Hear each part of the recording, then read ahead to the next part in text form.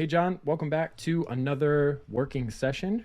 Really looking forward to digging into another business update with you as well. And I know we kind of just debriefed offline here about life and getting the last few powder runs in the spring here for you. And then I'm kind of hoping that we won't see any more snow here in Ohio. I'm looking forward to those 70s and 80s days and playing a little golf, hopefully that kind of stuff. So yeah, but I pulled out an icebreaker here that actually comes from you, and I thought it was timely for me at least. I'll read the tweet that you posted. It says, "First time founders do as much as they can by themselves for as long as possible.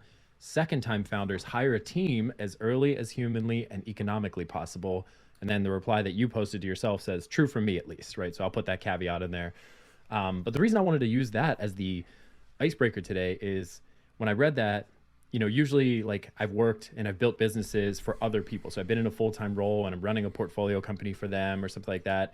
And I view myself as this guy who's not necessarily great at taking a business from 0 to 1 or taking a really established business from 100 to 1,000. So like venture scale, big enterprise scale. I'm kind of that middle guy where it's like, if you have a little bit of traction, if you have a little bit of product market fit, if you have a customer base and you want to double, triple, maybe even 5x that, I'm gonna that kind of guy that gets you through those middle chapters. And so like in that capacity, this statement resonates with me where it's like I hire people as early as I can so I can focus on my core competencies and where I add the most value. But now that I'm working on Castaway and I'm doing that kind of 0 to 1 experience, it's harder for me to put that into practice, even though I know it to be true. The fact that I'm paying it out of pocket, it's my money, not somebody else's money. The fact that like even a fairly modest hire at this stage could basically put me to break even, or, just with the way the cash flows in and out of a bank account, get that bank account balance a little lower than I'd like it to be. It's harder for me to do that and kind of bet on myself. So I'm curious that, you made the statement, obviously you've got Credo. I'm curious if you approached growth or hiring at Credo a different way than you are for Editor Ninja. And is that possibly a product of having Credo as kind of this financial safety net, maybe where it's like, if I need to dip into Credo funds or whatever to fund a hire at Editor Ninja for a little bit until I can recoup that, that's okay. Like, what's your philosophy on that, and how much do you think like being a second time founder and still having that first business active plays into that?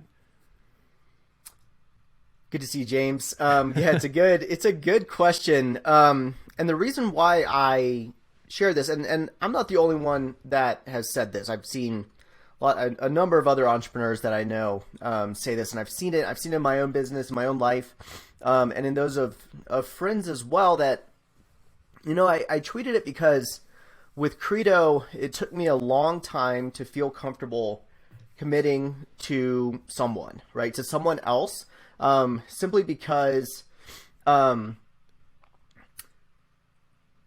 when I started working on Credo hard, it was honestly my side gig. It's kind of like how Castaway is for you now, where it was my side gig because I was paying myself, I was making my money to like fund my half of my wife's and my lifestyle and our expenses with SEO consulting. So that was my job, right? And I viewed that as my job. I was like, I'm an SEO consultant getting this thing off the ground. And then eventually, like a couple years in, then I transitioned to Credo being my full-time thing.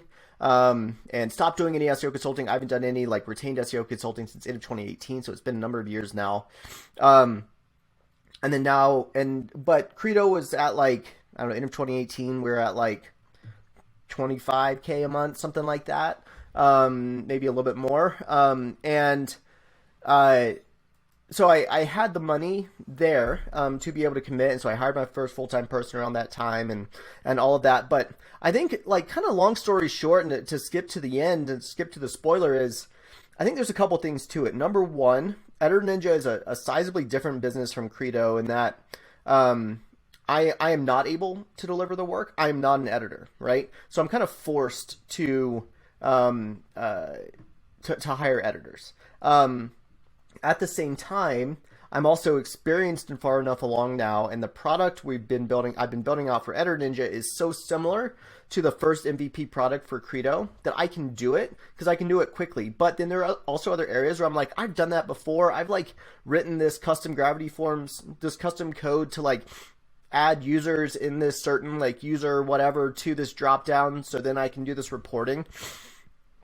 I've done that stuff before, but at this point I'm like, I have so much going on that it's literally not worth my time. to do it. And but I think where a lot of it comes from is two things, James. One is over the years I've gotten really good at, and I'm continuing to get better at running a business, running a cash flow positive business, looking at the P&L. Like Credo, I didn't look at P&Ls for like 4 years, right? It was like cash flow accounting, or I had a bookkeeper, but like we weren't reviewing it or anything like that. Now I know like how much are we expecting to grow? Where's that growth going to come from? What are our expenses going to be? What are we projecting those to be? What's our profit margin going to be? And where do I want to keep it? Basically between 10 and 20% is where I try to keep Credo. So if we're getting up to 18, 19, 20, 25, then I know that I can hire, and that might take it down to 15, but that's fine because then I know we're going to build it back up and I know we're still profitable. So I've learned how to really manage a business. And then on the other side, I think some of this confidence with EditorNinja comes from two things. One is I do have Credo, so I know I can always just work on that if EditorNinja doesn't work. But also just like personally, I'm in a very different financial place than 6.5 years ago. So I have that that comfort as well. And it's a very privileged position to be in, and I recognize that. But I just don't have anxiety around money and am I going to be able to pay the bills and like that sort of stuff. Like we're plenty comfortable and we're fine. So I'm able to take more risks. And honestly, the same thing happened with Credo. Like when I started hiring people at Credo, 2018, 2019, our personal financial situation had changed as well. So I'm like, all right, I can take some risks with this business. And it felt like risks then. And now it's like, no, I know how to run a business well, and I know how to hire, and I know how to, bring someone on part-time or very part-time and start doing some things. And then that should lead to this growth. And if it leads to that growth, then I can increase the engagement. So I don't know. I know I just kind of brain dumped there, but yeah. Those are the things that have at least shifted for me. And so I wonder for you, like with Castaway, I mean, you have your full-time gig, right? And then you have Castaway. I wonder for you if it, there is a little bit of a step of faith. And even like one thing I've been learning a lot about, I've been listening to Andrew Chin's The Cold Start Problem. I don't know if I mentioned it last time, but he talks about like the soft side and the hard side of the market. For you, the soft side is people looking to get editing done. It might be the hard one to acquire, but it's a little bit more like it kind of turns over, versus you have to have the hard side. So Uber has to have drivers. That's their hard side of the market, right? Etsy has to have sellers. EditorNinja has to have editors. That's my hard side. For you, it's the producers, right? It's the video editors, it's copywriters, it's all that sort of stuff. Basically, Andrew Chin, who was former like head of growth at Uber, head of at least like driver side growth, he talks about like you kind of have to subsidize one side or the other. And so Uber heavily subsidized drivers, and it started off easily like subsidizing it there. And I've kind of done that with EditorNinja, where I guarantee my editors. I have 3 editors now, brought on a new one this week. I subsidize that by guaranteeing them a certain amount every week. Mm-hmm. It's not a ton, but like it's enough to to get them committed. And to say like, yes, I will have 8 hours available. And even if I'm not editing 8 full hours, right? And honestly, if they edit 3, like they've made more money than what I'm guaranteeing them. And I definitely have that work, but they're also guaranteed to get that. And it's also not enough that like, I can just afford to pay that honestly in perpetuity with the revenue we have coming in. So I don't know. So for you, I wonder if there's something around that where you can say like, you know what, I'm guaranteeing, hey, video editor, I'm guaranteeing you $100 a week, something like that, right? $100 a week, or the hours you work, whichever is greater. Yeah, it's interesting. I think, and doing that short term or even like medium term, just to seed that initial, so then you have the confidence to go out and sell. Yeah, because I think like the sticking point with Castaway right now is, I forget the exact number, but there's some stat that people throw around a lot, which is like 60% of American households live paycheck to paycheck or something like it. It's a big number, right? It's like more than half. Mm-hmm. And I feel like that's not how I operate personally, but that's kind of the life cycle that Castaway's in right now, in terms of like, it matters when a client pays this invoice and that money gets handed over to a video editor to compensate them. Like those 2 dates matter to me right now. And maybe they wouldn't if I just said, hey, I'm going to put a $10,000 cash injection from my personal funds into the business. That's kind of our foundation. And so we don't have to worry about cash flow as much. Maybe the solution's that easy. But that's kind of like my constraint is betting big on somebody. Now, betting big to me at this stage is like, do I pay somebody in the Philippines, a video editor, $1,500 a month, no matter what, to get full-time engagement from them. And to them, with the currency conversions and everything, that's a full-time job. Like that's their salary. And so they're looking for, like, they want to have a job for at least That's a great year, income for right? them. Like, yeah. So you don't want to bring that person on and not be able to sustain them for a year or whatever, and then have to let them go. Like that's somebody's life. I don't want to mess with that. So, but your situation sounds different where it's like, here's a baseline income you're going to get. It's fairly modest, but it's guaranteed every week, whether you work for me or not. And then it's on me, it's incumbent upon me to go and fill the pipeline with that work. That feels like betting on yourself, and that feels more reasonable to me. So if I can find somebody that has that level of flexibility where it's like, I don't necessarily need to have a monthly retainer that's significant or near full time, but if you can give me a minimum viable income and I give you a minimum number of hours associated with that, and then you pay any overages as needed, if I find a relationship like that, that feels way more manageable to me in terms of hiring. Because what I know from my experience hiring, specifically around like VAs and stuff like that, is you often take a productivity hit, in my experience, for a while you get them up to speed, especially if you don't have your documentation in order and you don't have your processes laid out clearly. But even then, there's some onboarding, there's some like side-by-side training, there's screen recordings that you got to share. Like you have to, that person doesn't know your business like you do. So for 2 or 3 weeks, maybe even a month or so, it's like they're not, your productivity goes down because you're kind of holding their hand a little bit. But then after that, you see exponential gains as they get that confidence, they get that independence and autonomy around it. This might be the same way. So I think it's like, maybe it's not a clear black and white, yes or no, like definitely higher. Maybe it's higher with the expectation that things might not be better right out of the gate, but you're betting long-term on yourself, and the productivity will catch up, and then it will continue to compound over time. And you just got to have that blind faith of like, you're finding the right person, you're equipping them with the right resources, and your business will be better for it long-term, but don't necessarily look for that gain in the first 30, 60 days, right? Yeah, for sure. And I think some of this comes down to what you were talking about initially. There is kind of black and white, not at all or full time versus like there's very much like shades of gray in life, I believe, but also in hiring, and in business. And so as Rob Walling talks about, like he talks about like stair stepping in business, right? Starting with a service business and going to a productized service, going to a SaaS, like whatever. I think we can take that same principle and apply it to hiring and say like, all right, we're starting off with a contractor at this level, right? So you find a contractor, like very much a contractor, that you can guarantee whatever, $100 a week, something like that, right? Like your goal, yes, is to pay them $1,000 a month, right? But you're guaranteeing them 400 because you have that level of work and you're confident that you can sign that level of work, right? And then, assuming you have the work, and then you only pay them, more, pay them up, up to that like 1,000 or whatever. And then also with this, kind of contractor coming on, that forces you to then get those SOPs and processes, et cetera, all in place for that one person. So eventually the goal is you outgrow that person, and maybe you bring on a second one, or you bring someone on full time, and then the base is already set, right? Yeah. And you don't have to spend as much time. It's not as big of a a risk, as you said, or like an outlay and like productivity hit to get them up to speed, because you're not like, because you have everything ready to go, right? It takes you 2 weeks to get them up to speed as opposed to 6 weeks because you spent the time beforehand getting a contractor up to speed. Right. Yeah. Totally agree. Awesome. Well, I think that's been helpful for me. I mean, the other thing I'm wrestling with is like, we'll probably get into this later on, but I've had a little bit more difficulty selling subscriptions based on, I think, price point and just the offerings, people wanting to customize that. So that's a little bit of it, is like, I don't have as much MRR as I do like the occasional, here's a 12 episode bundle, $3,000 cash injection into the business. And like, can you hire against that? Not necessarily knowing that that's going to come again next month. That's a little harder too. So that's a little bit of a wrinkle, but nuances to every business, right? So I think as we sell more subscriptions, you get that recurring revenue.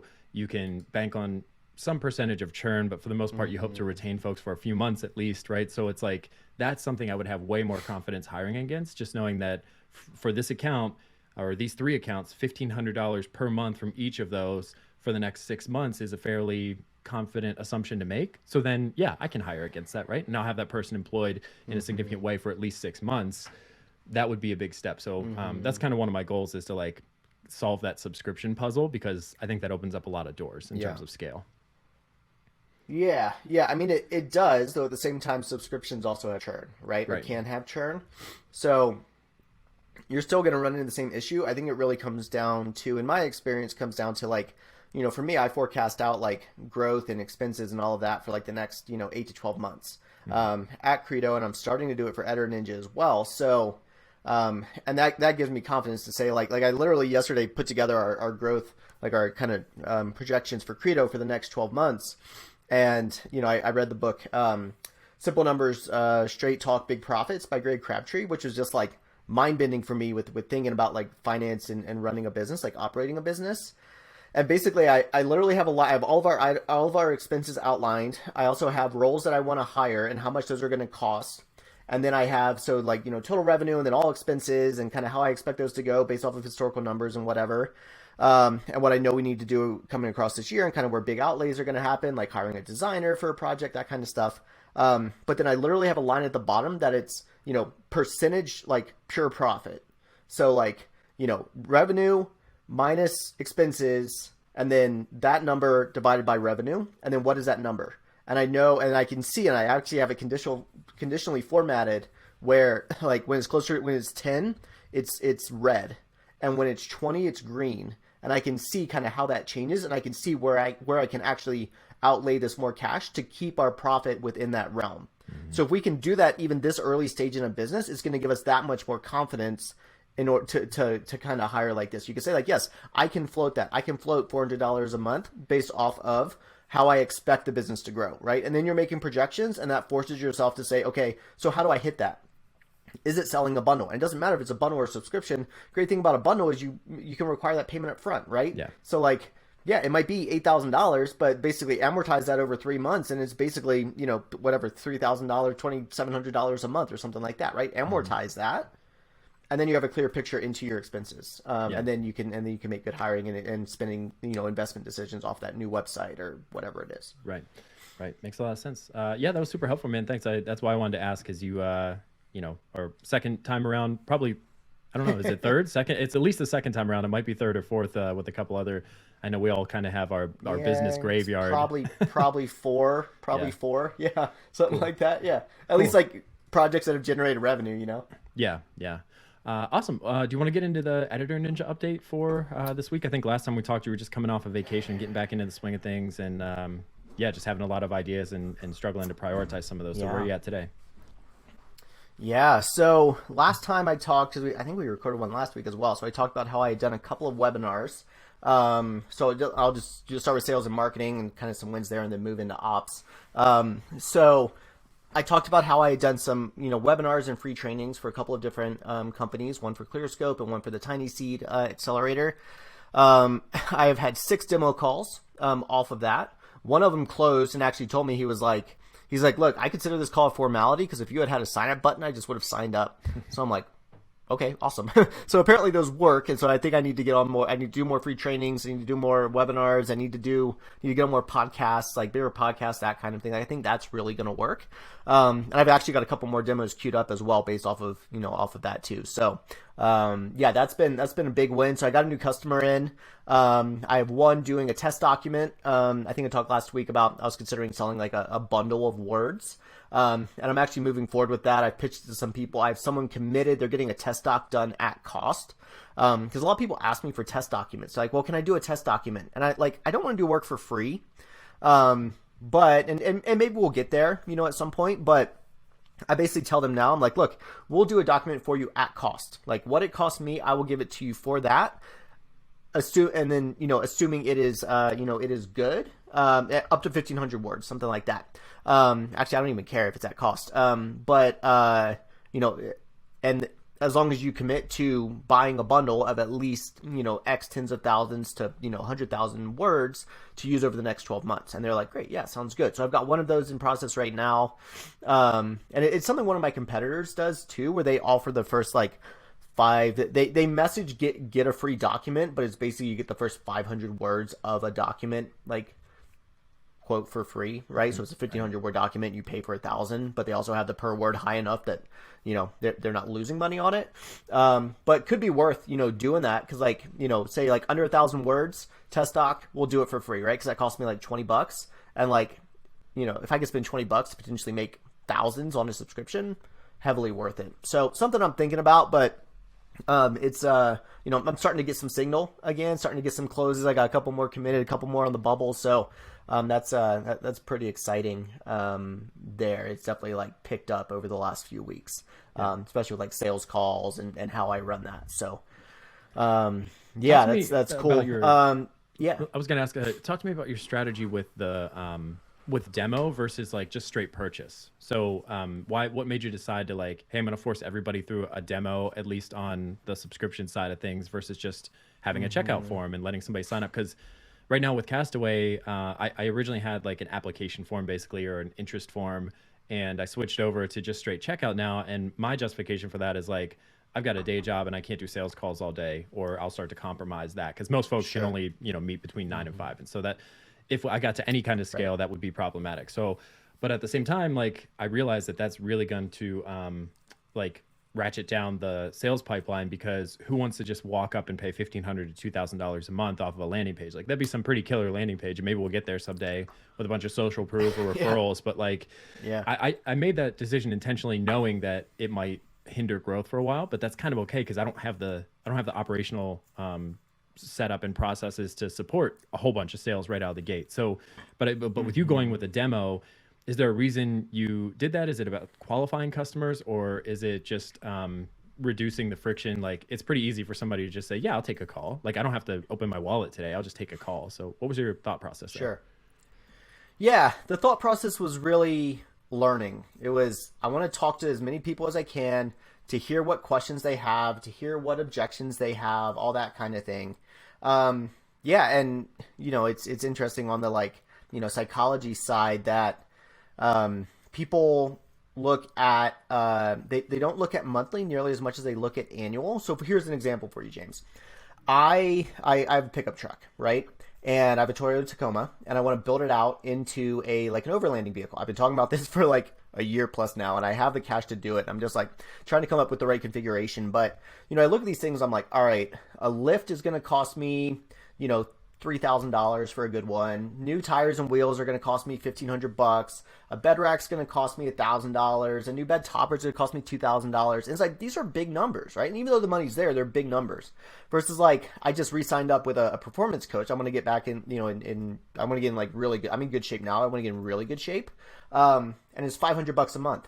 So I'm going to end up spending $1,500 over 3 months, but it's way easier for me to say yes to that than it is for me to say yes to, pay us $1,500 up front. I'm like, oh, I got to think about that. Versus like, yeah, it's $500 a month on a quarterly contract. Okay, cool. Sounds good. And the reason why I say that is for you, like, it's the, 15, and yours is higher ticket, right? $1,500, $2,000 a month, something like that. At that level, like, sales calls is the right motion. For me, I am going to test out the like, well, people can just go ahead and submit a single document and pay for it and do it. And some people do that. Not a ton, but some. I think we've had like 15 or 16 come through now in the last couple of months since I rolled that out. But yeah, for me, it's been all about learning. And so I am going to test out. I was actually talking with my mastermind a couple of days ago where one of the guys in there runs a SaaS company that they're like $50 a month, something like that. So they shouldn't be doing sales calls. He's like, yeah, we just threw up a like buy now button and it worked and people started paying. I'm like, of course, because people don't want to like do a phone call for $50 a month, right? Yeah. Like that's not worth anyone's time. Like, yeah, put that in there. It works. And so I'm like, I'll test it out, right? So yeah, I don't know. So to this point, long story short, it's been all about learning. Yeah. But I think I am gonna throw on the page a like buy now, right, sort of thing, and see what happens. I can always take it off, Yeah, I might try to do a blend of the two where it's like you can buy now, but the secondary CTA button that's just kind of an outline and less obvious is book a demo. And then maybe in my software for the scheduling, I could just say there are only 2 slots for this per week. And once they're full, like nobody else can take them. So that kind of like limits my involvement, but also gives folks the option to have a lower commitment, right? They don't have to buy right out of the gate. Yeah. The other thing I was going to share as an idea for you is if webinars are working, like I wonder if you could get away with just having an evergreen webinar. Like you record it once to a few folks live or even just privately and do it yourself, put it up on as kind of a lead magnet and just say, give me your email address. I'll send you the recording. There's no catch. But like if that pitch or that presentation is converting well, why not just put that on a self-serve kind of thing and people can watch it whatever they want with a CTA to book a call or whatever afterward. And then all your organic search traffic can kind of like, maybe that's a CTA box in the middle of an article kind of, to interrupt the reading flow there a little bit, catch some attention. I don't know, just a thought. In the Dan Martell SaaS Academy world, we call it a demo on demand. And I've definitely been thinking about that. It's a great call. I need to, I need to create it, but first what I'm going to do is, I think before I get to there, I'm working on a new funnel. I'm going to try out a quiz funnel for what's your, I don't know what the topic is going to be yet, but I've been watching this training by Ryan Levesque who wrote the Ask Method and another book that came out too. But basically something around what is your content type? What is your, what is your creator type or creator score or something like that?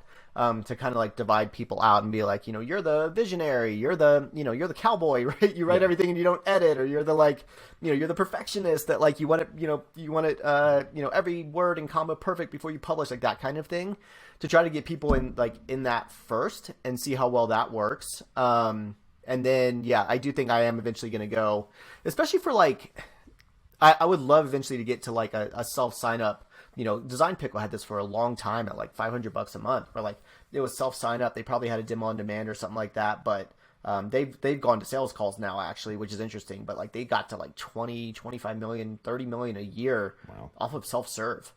They churn, but off of self serve. Except for the big ones, $1,000 a month. Then they would do sales calls with people. But I would love to get there where it's buy a bundle. You sign up, subscription for free, or sign up for subscription, by yourself, no sales call. But then they have an onboarding call, a quick 15-minute onboarding call, just to answer any questions, get their first doc uploaded, just get them to that first success. Yeah. Anyways, it's all stuff I'm thinking about. But that's definitely I will definitely be trying a pre-recorded webinar at some point. Awesome. Yeah. Sorry to go down the sidebar tangent there, but let's hear the ops update. I think is where you're all going good. next. I love the ideas from other people. Yeah. On the ops side, I mean, had some good wins over the last couple of weeks. I finally got some reporting in place for editors and customers, so it made running payouts for editors this week so much easier. Where I literally have a report that I go to a certain URL and it downloads a CSV, pop that into Google Drive, and all the numbers are right there. It's so easy. So that's awesome. And then I billed the first kind of in arrears payment, which was great. Seems to work out really well for, agencies and larger companies that just have a deep pain around editing. And it's not that, they're not nickel and diming us on the per word. I am going to have to make some adjustments for people that are who are doing cause our subscription is up to the base is up to 15,000 words. And so I've talked to a few companies that they're at 18,000 words a month. And I'm it doesn't really make sense for them to pay another $330. So their cost is going to go from 400 for 1,500 words, 14,999 to $729 for 18,000 words. So I may have to do something where it's per additional 5,000 words or 3,000 words, it's X. But if you go over 10,000, then let's just do this 330. Make it make sense for them. Mm-hmm. Once they go over that, they're it's cheaper to get the whatever, just do the full extra lane. So, and then two other just updates. I brought on a new editor, so we're at 200,000 words a month of capacity. We just hit 250,000 words lifetime. I think we're gonna do 100,000 this month in April, so that's 4x growth from January. And I'm really starting to understand managing capacity and what we're able to do, and also what it's going to take to scale to get this thing to a good scale. Basically, I did it out the other day, and to get to 25K a month, we're basically going to have to be doing 1 million words a month. So what's it going to take to get there, right? That's where my thinking is. And then just milestone update. I mean, this show is all about what happens when two marketing guys try to build 6-figure side hustles. I think we're at 60K ARR now. Nice. So that's exciting. We're growing. We hit 50K in March. I think we're at 60K now. So, all exciting stuff, man. That's awesome. So we're on episode 9, I think, and you're 60% of the way there. That's pretty incredible. Yep. Kudos to you. And my goal is 6 figures by June. Nice, so moved it up. I think we can get there. Yeah. And then challenges. I mean, for me, my main challenge at this point is I am hiring just across the board for every company. Credo, I'm hiring a content person. There's another a designer, and then there's another role I'm going to be opening up probably come June. EditorNinja, always looking for editors, or bringing on editors. Just got one of our editors committed to creating some content for us. I'm probably also going to use like Verblio or something like that for creating some content. So I'm hiring there. And then my wife and I are trying to find a nanny for our daughter for the summer to be able to move up to the mountains. So I'm basically hiring 7 roles right now just across my life. And it's just a lot, dude. It's great. It's like good problems because it means like, we're able to, and like stuff is growing, but it's just a lot at this point. I'm not getting a lot of like in the trenches, writing code or writing content or something like that. And I've said I'm taking a short-term hit on like that, like, individual contributor productivity so I can hire people. So then I don't have to go back to being an individual contributor in these areas. Right. Yeah. Yeah. Hiring is like, at least my opinion is it's one of the most challenging parts of the job, but also one of the most rewarding. And so it's like, it's just so much work to review all the applications, run the interviews. Like it's emotionally draining to make the tough call between 2 really good candidates sometimes and just give bad news to the rest of them and stuff like that. So that part's like awful, but then hiring the right person, giving them a great opportunity, giving them a way to progress in their career and take that next step, like that's all super rewarding. So it's kind of like, I imagine, I've never run a marathon, but I imagine that's what it's like. It's like, man, this really friggin' sucks. But when you're done, you're just like, oh, I'm so glad that I was able to do that. And like, I feel good about myself getting through that ordeal, So, and that's probably at getcredo.com/careers is what it looks like for those roles, at least. I don't know about credo.com/careers. That's right. Yep. Cool, man. Well, maybe I'll on jump to you, man. What's going on at Castaway? Yeah, let's dive right in. Okay, I'll start with operations. So last time we talked, I think I was getting applications from video editors, and we had 2 or 3 really talented video editors make it through kind of like the filter or the gauntlet. And to talking about hiring and how hard it is, I'm like, man, I would love to hire all 3 of these, but I can't right now. So I'm wrestling with like, do I just hire one of them in a full-time capacity, or do I try to get some or all of them into some kind of a part-time like retainer, but not, long-term retainer basically? And can I kind of have my cake and eat it too? And, I'm thinking that based on our conversation today, I'm going to at least pitch that second option, right? Where it's like, I know you're looking for full-time work, and I would love to give that to you. That's still my goal. But how do you feel about maybe doing, I don't know about with the currency exchange and stuff, like it might end up being the same dollar amount to get each of them on at 15 to 20 hours a week consistently, than just hiring one of them at 40 hours a week, right? So I think I might at least explore that option and see if there's interest there, because I mean, I could really quickly, if I had 3 editors to kind of take on some of the capacity, even if they're working part-time, I can go out and hustle on the sales and marketing side. And I feel like I could pretty quickly bump them up one at a time to full-time anyway, right? But it's just like the value of getting 3 minds, 3 sets of hands, 3 schedules, the coverage that I think occurs having multiple contributors versus one contributor might be worth exploring. But I guess I'd pause there to get kind of your reaction to that. Yeah, I'd agree. That's the way I would go. Even if it costs the same amount, like you're kind of hedging your risk a little bit, hedging your bets a little bit.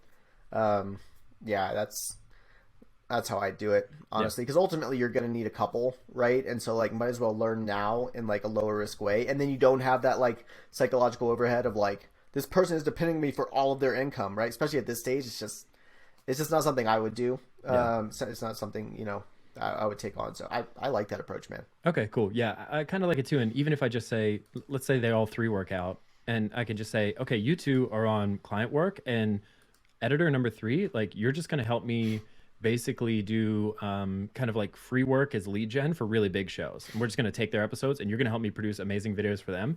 And I'm going to do some kind of cold outreach or ask for an introduction. I'm going to put that in front of them. And that's kind of going to be a sales effort for me.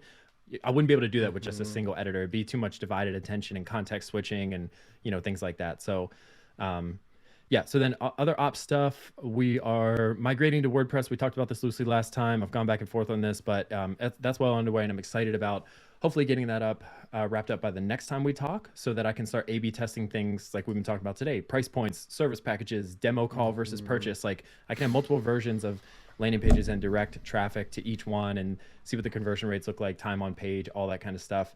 Coming from Card, which is a very simplistic site editor, to WordPress, like just a lot of doors opened up in terms of how I can experiment and run the show there. So excited about that. Can I ask a question there? A technical question? What plugin, service, etc. are you going to use for like kind of testing those different pages? Because my take is like I'm very like Casey Henry, who's at Spark Toro with Rand, and was at Moz formerly, where he's like they shipped a new homepage, and Rand was like, "What if it bombs?" And Casey's like, "We roll it back." Yeah, like conversion wise, like that's how I operate. So like, but you're a true conversion guy. So like, what are you going to use on WordPress? Because I'd love to like learn that a little bit more with EditorNinja, honestly with Credo too. Yeah, I think I would just go with like a Google Optimize. And basically what you're doing is you're like swapping out an individual Gutenberg block or whatever on the page. So it's like, hey, at the bottom of the pricing table, there's a button right now that says buy, and it's linked to a Stripe checkout or wherever it goes. For 50% of the traffic, swap that buy button out for a book a demo that goes to a Savvy Cow or a Calendly link. And that's it. And you're just saying, take 50% of all the traffic that hits this page and change this one element on the page for variant A versus variant B. Typically you would run that until you get some kind of statistical significance, thousands of sessions. Yeah. I'm not anywhere near that yet. So it's going to be like, it's not going to be conclusive, but it's going to be a step above gut feel, and I could go with your approach have a little too. Bit of signal. Yeah. I could go with that other approach too. And I'm not committed one way or the other. I just think that like with my current tech setup being on Card, which I love, by the way, huge fan of Card. If you're just starting out and you need an MVP landing page, 100%, $19 a year or something crazy like that. Perfect way to start. But having the optionality to do a little bit more sophisticated testing and experimentation, or build individual service pages for, there's like an organic SEO play there for like podcast to blog conversion, podcast to social media conversion, podcast to video clip conversion. Like all those things are keywords that might warrant a dedicated landing page conversation, something around that, and education. So it's just not easy to do with Card. So WordPress opens up a bunch of stuff, not just testing pricing and packages and things like that. Sure. Okay, cool. Cool. And then I think last time I also talked about like, hey, I think my next hire might be kind of this, kind of like a project manager, but really like this editorial person to go in, listen to the episodes, highlight the most interesting pieces so that our team can convert those into social media posts, video clips, audiograms, that kind of thing. I had this bright idea. I'm like, I know a ton of writers. Writers often have journalism backgrounds.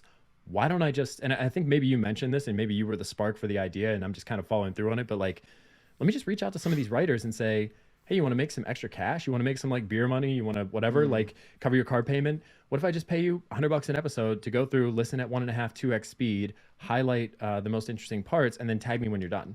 And I think that the real limiting factor there is like, those things do take time. And my time right now is all nights and weekends. And so I'm like, do I need to sit here in front of Descript and listen to these episodes, which is great. I'm basically getting paid to learn. But like, if I sell 2 or 3 more clients, I physically can't do that. So I got to solve for this. Right. And it's kind of a tougher skill to hire for. But I think you go to writers, they have a journalism background, they have eyes and ears for the most interesting parts of a story. I'm just thinking that like that could free up a bunch of, even if it's not just the time, even if it's just the mental bandwidth of like not thinking about, this, not thinking cerebrally about what's interesting about this conversation, like that's fairly demanding from a cognitive perspective. So I'm going to test them out and see, and they've agreed to get paid on a per episode basis. So it's like, I got 3 for you this week, or I've got 1 for you this week or whatever. So yeah, we'll see how that goes. Hopefully I'll have an update on that next time we talk. Awesome. And then let me jump down to the sales and marketing update. I sold my first organic subscription, meaning like not somebody from my personal network. And the way that this came in, yeah, I know, that's really exciting. Like I was like, I feel like we need an air horn right there. Yeah. I want you to edit in an air horn. Yeah, throw me an air horn in there, or like a sales gong or something like that. I need something that's fancy.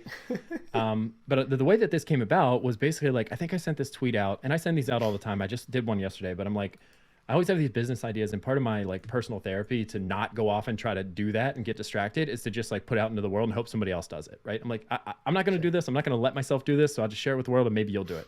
So I'll say something like, hey, if I got laid off today, I think what I would try to do is just be this fractional CMO. And I try to have like 3 clients and I get them to pay me like half of my current salary to just come in and strictly play like a strategic team management, prioritization of effort, resource management kind of role where I'm not doing any of the executional stuff. I'm just kind of like being their experienced, thoughtful marketing leader. And he DM'd me about that, and he's like, hey, I'd love to like take this for a test drive if you like. And I was like, well, that wasn't really my point. I'm not actually looking to do that, but it'd be cool. And it turned out his business was, there was a conflict of interest with some of the stuff I'm doing at the Good. So it wasn't going to work out.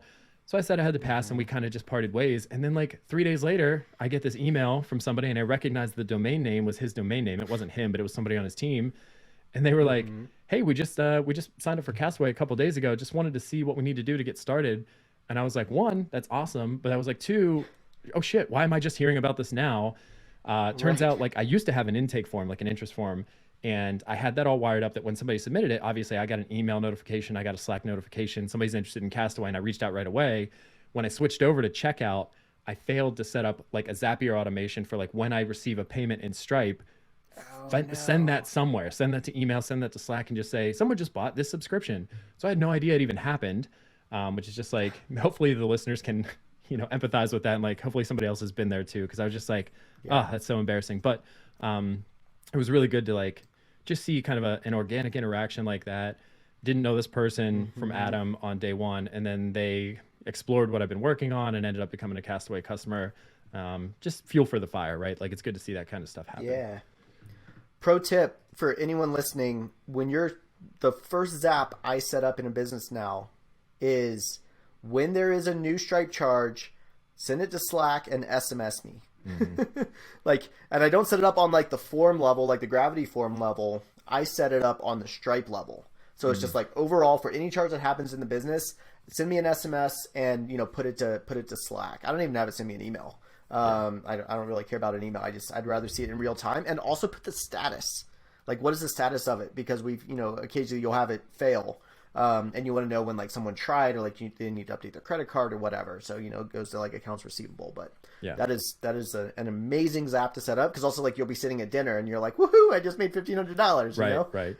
It's pretty awesome to celebrate like that. Yeah, I got to go fix that because I have the channel now, but I went straight to Zapier. I didn't know that they had a direct integration through Stripe. I would 100%, like Zapier is great, but those things fail all the time, and I don't want that to happen. So I'm going to go make that a direct integration. So hot tip there. Well, that's awesome, dude. It's a big win on that subscription. Congratulations. Yeah. So I think like I said, the editorial hire, the kind of like clip identifier role, and then the video editor hire, I think it's going to open up some time. So over the next 30 days, I really want to get back on the sales and marketing train. And I think I'm going to start by reaching out to what I'm just loosely calling partners. But what I have in mind there is like podcast production agencies, hosting services, people who have courses or communities around running podcasts, and just try to get some kind of relationship going with them, whether it's an affiliate program where they get a commission for every referral they make, or just straight up, here's some exclusive pricing for your audience or something like that. I think that's probably step one. And then step two, I just want to experiment with some sponsorships and ads with like podcast centric newsletters, sponsoring other podcasts for, bigger businesses, marketing podcasts, that kind of thing, or even just running ads on different social media platforms, like TikTok Reels or Twitter or Reddit or anywhere. Like I just kind of want to experiment with some of those things and see if I can find a honey hole to just like you put $1 in and you get $5 out kind of thing. And I think I'm ready to shift focus over there. So that's kind of my plan for the next month, is to lock in these hires, start kind of funneling work over to those folks some more, and hopefully nothing breaks along the way. And then with all that extra brain space and time, start experimenting with some of these partner relationships and maybe some paid sponsorships or advertising. So, well, and the thing I love about that is then you have confidence, right, in your capacity, and you can sell X, and you can always like, people get so scared to like, but what if I put this like buy button on the site and we can't support it all? Well, you figure out how to support those people that buy, and then you remove the buy button from the site until you can scale and serve more, right? Like it's literally that easy. Like, let's not hold ourselves back because of, fear around, but what if this thing happens? Like, that's a champagne problem. Right. And you also are fully in control to slow it down, Like, you can always like switch it out. Like, nope, no more buy now. You have to schedule a demo, and I have 2 slots a week, right? Or guess what? I have no slots for the next 4 weeks. People are like, oh, that's annoying. You're like, it'd be more annoying if I signed you on and took your money and wasn't able to deliver, Right. Yeah. So that's awesome. That's a big step. Congratulations. Yeah. Thanks. Cool. So I had one question for you. All of this is requiring more training and process documentation. I have that like as Google Docs, and at various positions in my past, I've used different tools. I'm curious what you use at Credo and or EditorNinja to kind of like just that central source of truth for how to do X. everybody knows to go to this one place. I'm assuming you have something in place. Maybe you don't, but like I've seen Notion. I've seen a tool called Process Street. Our friend Brian Castle built a tool called Process Kit for repeatable processes. I've seen some people just run it out of Asana. Like, how do you... There's Trainual. Yeah. How do you host those walkthrough videos and those step-by-step instructions with screenshots and all that stuff? Like, where's your central location for that? We don't have it at EditorNinja yet. I onboarded a new editor yesterday, 2 days ago, something like that. And like outlined it all for me. It was like 45 minutes. I was like, oh, by the way, this. Oh, by the way, this. Oh, by the way, this. And I was like, shoot, I should have recorded this and get someone to like transcribe it and write up like editor training. Credo, Google Docs with a Trello board. That is our like index for training. And so then we have it by like, there's a card for each one, how to do this, how to run payments, how to do this, how to do that. And everyone knows, like, go to that Trello board, and it's by department. So it's like, here's for revenue, here's for marketing, here's for whatever, engineering. That's where we do it, honestly. I haven't needed more than that. I like to keep it simple with tools I already know. Yeah, we could use a Trainual or something like that. I'll probably get there at some point, but I don't know. I kind of hate, like, I hate most software that makes me do it in their way. Like, that's why there's so many project management tools and, documentation tools and dev like priority tools and all of that, because everyone has a different way of doing it. There's like 8 or 12 different ways. So, you kind of have to find the one that works for you, or I just roll it myself and just hack it together with, as I said, Trello board. That's kind of our index, and then Google Docs, and all owned by Essential. So at Credo, it's our like central hello at getcredo.com account. So it's not like tied to me or a specific person, or whatever.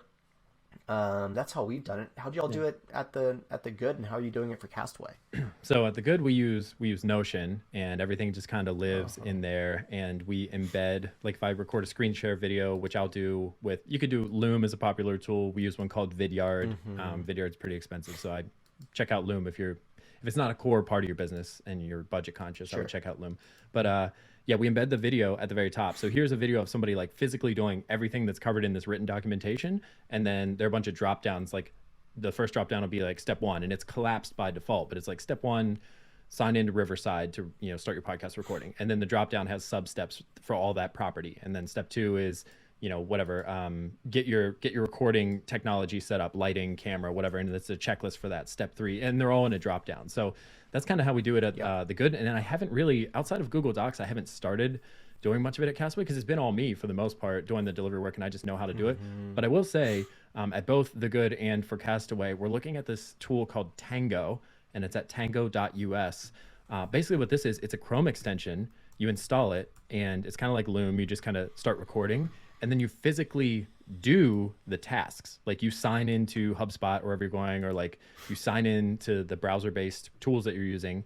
You click around, you do all your things, and it basically highlights the individual elements you interact with. So if you click the menu button, it takes a screenshot of where the menu button is. And then if you click account settings, it takes a screenshot of that. And then if you edit the title, it takes a screenshot of that. So anytime your mouse interacts with the page, it grabs a screenshot. And then when you stop recording, it creates this document with all those screenshots and a rough like estimate of like what you did, like a description. So it's like click on menu, edit title, type in title, and it does its best job. And it kind of creates that rough outline for you in a Google Doc style thing. And then you can go in there and edit that once you're done. And so you can edit those descriptions. You can swap out a screenshot for a better one, whatever. But what I like about that is like, you just physically do the thing, and it creates the written documentation step by step for you. You still have the ability to edit, then you save it, and then you can link to it. And it's just kind of a shared link. So, admittedly, we haven't used it. I don't know if it delivers on the promise, but conceptually, that seems really cool to me, because usually what I do is I record like a 20-minute screen share video, which is great, but it's like, sometimes it's me rambling like, oh, I don't know why it's not accepting my password. Let me go ahead and try to fix that. Let me grab my password. It's just awkward. But with this, it's like you can do all that stumbling around and then just clean it up at the end and, have a written example. Because some people like writing, some people like to watch the 20-minute video. I don't know. So yeah. This is awesome. It's almost too good to be true, especially at like $12 a month. Like, that's crazy. I'm going to give it a shot. I mean, it's free to start. So right. Interesting. Very cool. Cool. That's all I had for today. I guess maybe we'll bring this thing in for a landing. As always, we are at workingsessions.fm. You can subscribe wherever you're listening. And then if you go to workingsessions.fm, we have an ask a question item in the primary navigation there where you can actually submit something in writing, whether it's feedback on the show, it's just praise, who doesn't love praise, or if it's a question you have about our businesses or just running a business in general, you can submit that in writing. You can record audio, you can record your screen, you can record your camera, whatever you're comfortable with. And we might address it on the show and give you a shout out. So anything to add, John, before we say goodbye? I don't think so. Thanks everyone as always for listening. Leave us a comment, leave us a rating wherever you're listening to the show. We appreciate you. We'll catch you next time.